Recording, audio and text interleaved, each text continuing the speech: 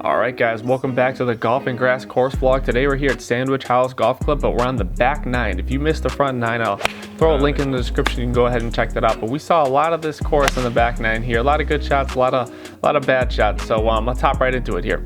Alright, on to number 10 here. We're +2 heading into the back nine. A pretty drivable par 4 here. We have the wind helping us, a little bit right to left action. I just want to get this ball up in the air and just kind of cut it back into the fairway. I knew I didn't have to smoke this one just because it's such a short hole here. So just had to poke something down there. As soon as it got above these trees, I could see that ball start to drift more left, which helped me out really good because I kind of hit this one straight. Just short of the green here, a nice little pitch shot. These greens, again, like you saw on the front nine, are very soft. So I just tried to fly something at this one, but I caught it a little heavy, but it just rolled right past the cup here. Not too bad for birdie though, pretty straight putt. Again, these greens weren't so difficult on the front nine, so I didn't expect anything different on the back, and that thing just snuck in there. All right, coming off that birdie, we have an uphill par 4 here. Not too much to this tee shot, no wind in our face, just want to keep it on the right side of the fairway, and I did pretty much the opposite of that. I cut right across this ball, but it was close to being really good. I would say probably 5 yards to the right, then we're talking about a totally different ending spot here. But we found ourselves down here by the hazard.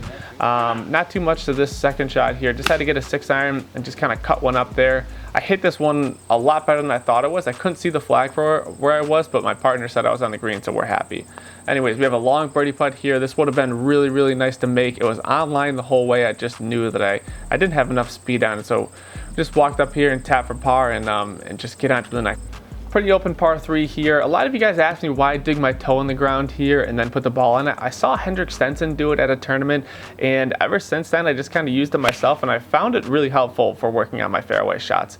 Anyways, not too much of this 5-iron here. I thought this was going to be right on line, but I ended up going a little deep here. Not too hard of a shot, just kind of a short pitch. Ball was sitting up. I wanted to fly this one closer than I did, but we'll take a close one for par here, and not too much of this one, a little left or right, and I just kind of hooded this putt. Not the best putt here, but on this next hole, guys, we forgot to record because we were recording a TikTok, so I'll let that TikTok play, and here you go. Drivable par 4 here today, guys. Of course, we're going for it here. A draw would have put me over, so we played a big sweeping hook. This thing was looking good the whole way. I couldn't take my eye off it.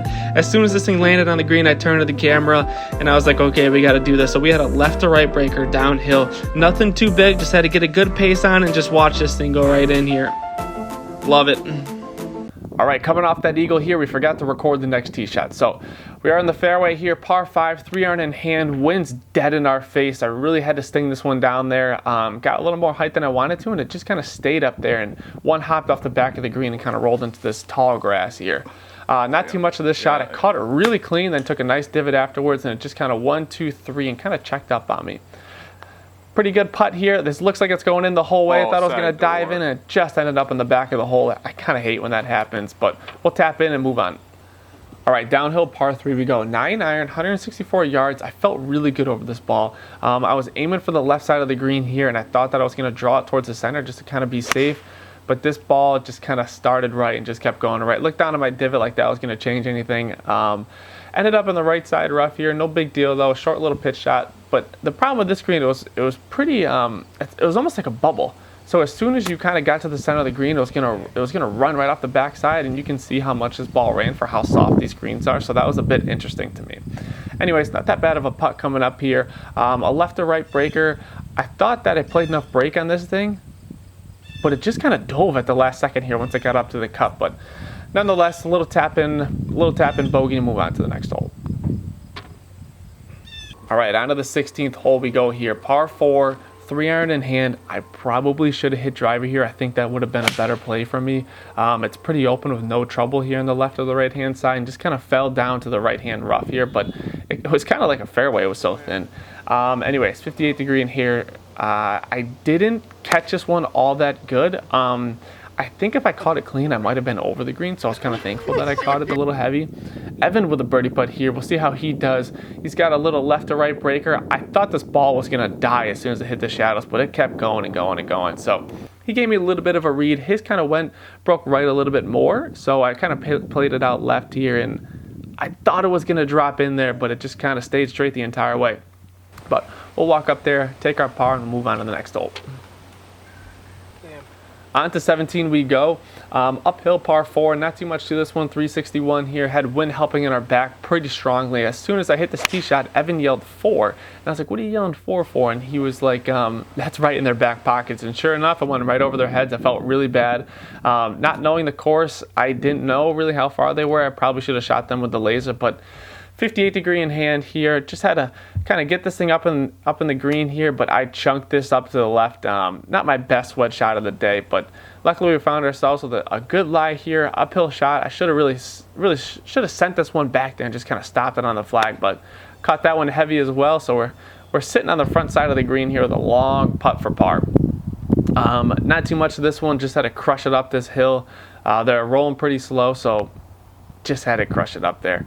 Not too much of this second putt here, just a downhill.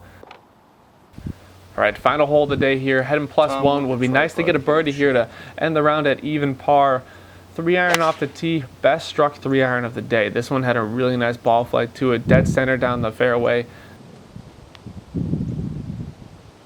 All right, second shot here, 52 degree in hand, 132 yards, perfect yardage for this club. Again, like I said in the front nine, I'm just kind of working on drawing our wedges in there. So it's exactly what I thought I was going to do here. I was going to play it off the left side and just kind of drop back in there, but this ball just stayed right out there. I didn't get any help from the wind that was pushing left or right. Not too much trouble, kind of short-sided myself a little bit, but luckily these greens are really receptive. So just kind of tapped one down there with a little downhill putt for par here. Not too much of this one. I thought I was a little left to right breaker. Ended with a nice par on the day and caught the ledge. Tough go here, but we'll tap in for bogey. Guys, overall, Sandwich Hollows, not that bad of a course. I think it would be a really nice course if it was in better shape, but the layout I thought was pretty good. So yeah, guys, not too bad of a round here. Thanks for tuning in. If you missed the front nine, go ahead and hit the link in the description and we'll take you right there.